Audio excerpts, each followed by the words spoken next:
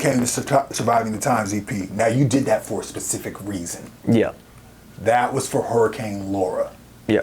Now, what motivated you to do a project for, specifically for hurricanes? Because I've seen, I've heard songs like that before. Like, I remember there's one album where Trey the Truth did a song for Hurricane Harvey.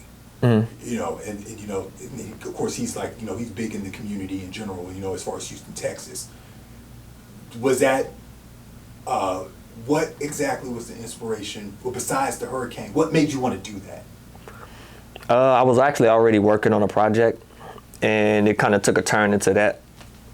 So it was more, so the hurricane situation that happened during while I was making it, and the Survive the Times part was kind of already in line with the things that I was talking about, because it was during the pandemic as well, not far removed from the pandemic.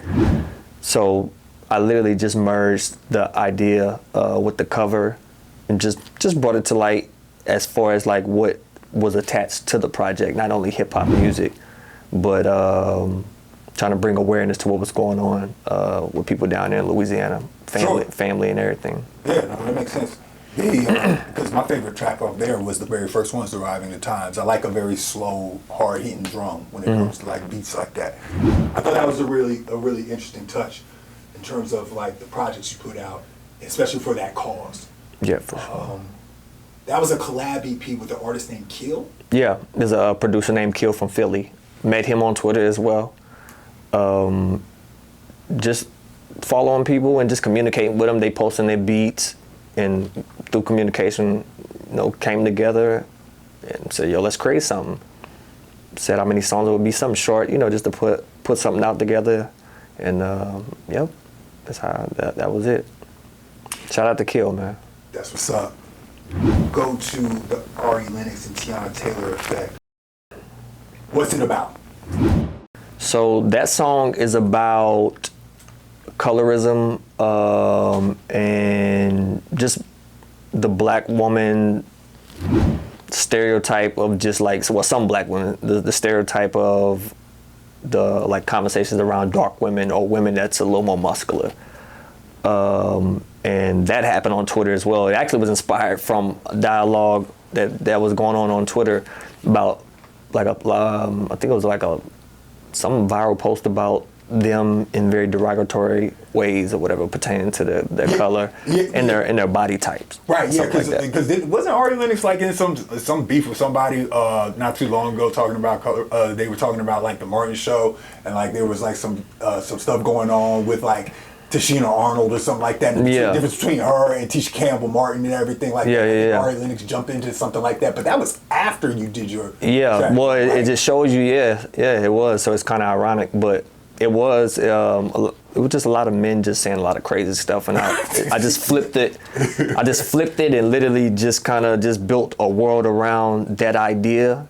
I mean, that's what, because Teyana Taylor somehow was catching strays as well during those times. So that's literally what brought it up, which is why I even chose the POV of just what I'm speaking about in those verses. Yeah, because I remember I saw the title. I'm like, why Ari Lennox and Teyana Taylor at that time? But then, of course, it makes sense. Of course, what was going on as far as like you mentioned with the theme of colorism. Along with that one, and then you have Silent Tears that dealt with suicide. Yeah. Then you also have All Eyes on We, which mainly that's a police brutality anthem. It almost kind of reminded me of Wayne's The Carter 3 Don't Get It, where he just talks for like 6 minutes straight at the end of the song. Oh, yeah.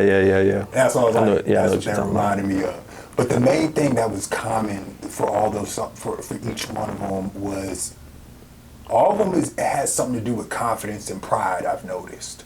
Even in a song like Silent Tears, you're mentioning loss, losing a friend,